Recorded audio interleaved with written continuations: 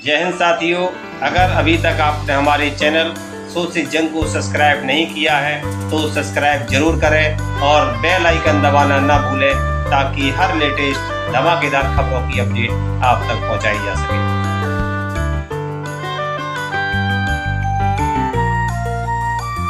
धूमधाम से मनाई गई सोनेलाल पटेल की जयंती। लखनऊ में हुआ कार्यक्रम का आयोजन। लखनऊ में समाजवादी पार्टी के कार्यालय में अपना दल के संस्थापक सोनेलाल पटेल की जयंती मनाई गई। अपना दल कमेराबादी की नेत्री विधायक पल्लवी पटेल द्वारा आयोजित कार्यक्रम में समाजवादी नेताओं ने शिरकत की। मुख्य अतिथि समाजवादी पार्टी के राष्ट्रीय अध्यक्ष अखिलेश यादव रहे। कार्यक्रम की अध्यक्षता अपना दल कमेराबादी की राष्ट्रीय अध्यक्ष कृष्णा पटेल ने की।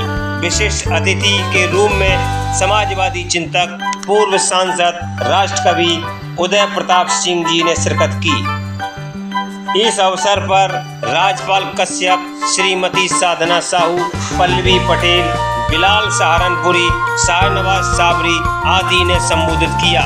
मंच का संचालन चेतना फाउंडेशन के अध्यक्ष व कार्यक्रम के संयोजक पंकज निरंजन ने किया। देखिए इस अवसर पर मीडिया कर्मियों से रूबरू होते हुए क्या बोले सपा प्रमुख अखिलेश यादव। कमेरा के लोगों को धन्यवाद देता हूं कि सोनेलाल पटेल जी के आज उन्होंने जयंती के कार्यक्रम में हम सब लोगों को बुलाया। डॉक्टर सोनेलाल पटेल जी के जो जन्म स्थान था वो कन्नौज, और हमारा और समाजवादियों का नेताजी का क्रम क्षेत्र रहा कन्नौज। ये लगाव उनके साथ रहा। उन्हें हम लोगों ने बहुत समय से देखा कि जिस तरीके से शोषित, वंचित, पिछड़े और जिनको मुख्य धारा में सम्मान नहीं मिला उनके लिए संघर्ष करते रहे। उन्होंने अपनी जान की भी परवाह नहीं की। वो समय लोगों को याद होगा जिस समय एक सभा का आयोजन था पीडी टंडन पार्क में 23 अगस्त 99 में इलाहाबाद में, और किस तरीके से साजिश कर करके उन पे हमला हुआ था। उनकी जान भी चली जाती कई वर्षों, और पूरे जीवन उनको उस बात की पीड़ा रही।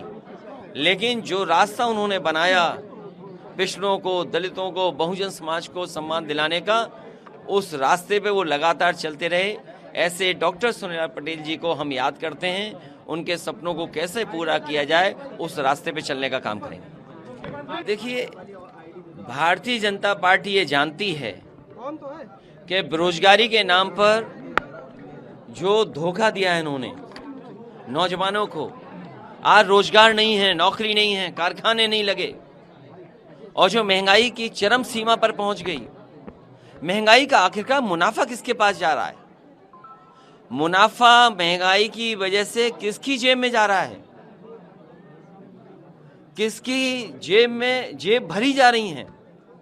और अब तो वो आंकड़े भी बाहर आ रहे हैं कि उधार लेकर के अपनी अर्थव्यवस्था को संभाल रहे हैं। और वही लोग जो भ्रष्टाचार की बात करते थे, जब कभी भी कोई भी आकलन करेगा नोटबंदी और 2000 रुपए की बंदी सबसे बड़ा भ्रष्टाचार का एक प्लान्ड प्रोग्राम होगा। इन सब के जवाब भारतीय जनता पार्टी के पास नहीं है, इसलिए यूसीसी की बात कर रहे हैं। ये लोग तो अक्साई चिन्ह की बात कर रहे थे, पीओके की बात कर रहे थे। आज महंगाई क्या खत्म कर दी इन्होंने? तो इसलिए जानबूझ करके बहस छेड़े, जो बुनियादी सवाल है उन पर बहस नहीं हो। इसी उत्तर प्रदेश में आकर के बीजेपी ने कहा कि हम किसानों की आय दोगुनी करेंगे। बताओ, अगर 1 किलो भी आलू खरीदा हो, धान किसान की मदद की हो, गेहूं प्राइवेट कंपनियों को खरीदवा दिया इन्होंने।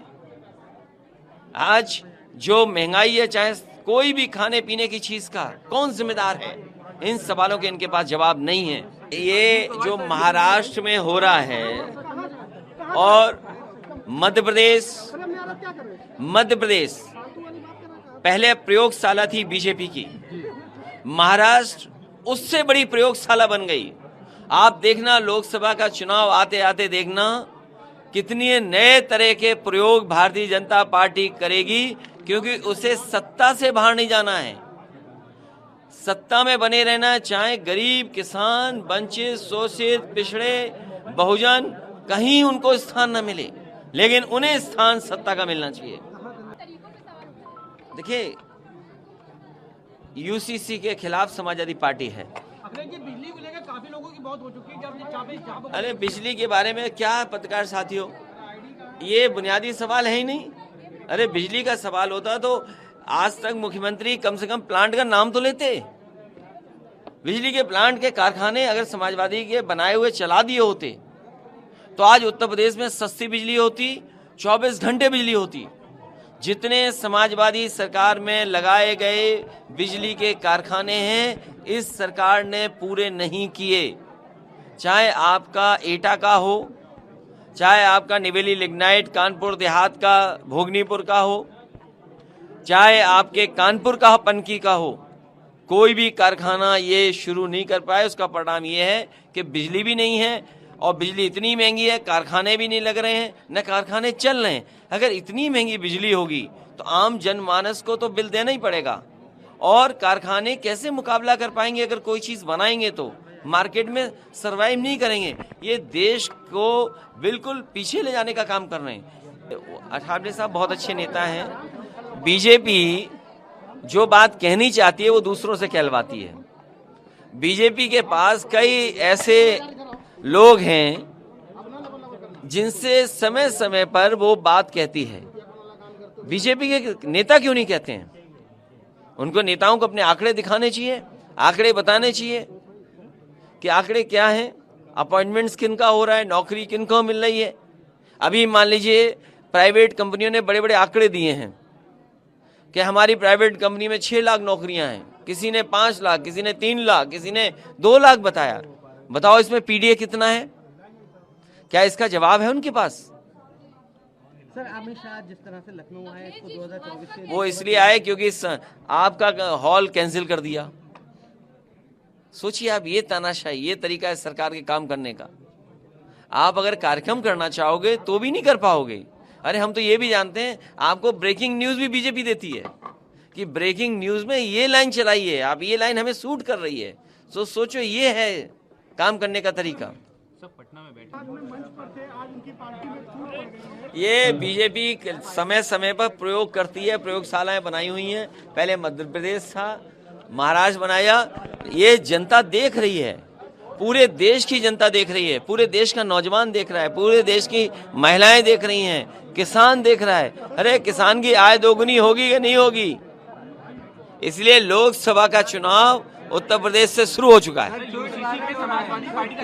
अरे फर्जी प्रोफेसर है भाई, ये फ्रांस का फर्जी है कि देश का फर्जी है? सर बाहर का ही है। देखिए, ये जब मुझसे कल सवाल पूछा गया और आज भी मुझे नहीं पता है, क्योंकि मैंने जानकारी हासिल नहीं की है।